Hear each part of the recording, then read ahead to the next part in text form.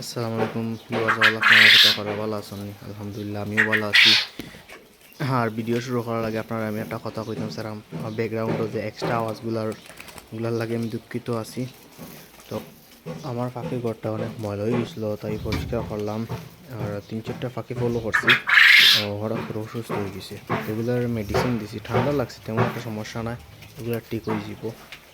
এই শীতের কারণে এগুলো সমস্যা দেখা দেয়। আর একটা সমস্যা দেখা দেওয়ার রিজন হয়েছে ওই যে ঘরটা ময়লা জমছিল, ময়লার কারণে হয়তো গ্যাস হয়ে গেছিলো, ওটাই মনে হয়েছে। বাট রুম সারা পরিষ্কার করছি আর ওষুধও দিছি, মেডিসিন দিছি। আশা করি পাখিগুলো ভালো হয়ে যাব, সুস্থ হয়ে যাব, এটা টেনশন করার কোনো কিছু নাই। আর এখন বাইরে গেছি, রেগুলার কমেন্ট করুন ভাই আপনার পাখির ওজন কত কিংবা পাখির বয়স কত। তো ভাই সঠিক আমি ওজনটা হইতে আর আমার মেবি ওজন তখন হইতে পারে 150 গ্রাম কিংবা 120 গ্রাম, এইরকম সবগুলো পাখির ওজন আমি আনুমানিক যা জানি।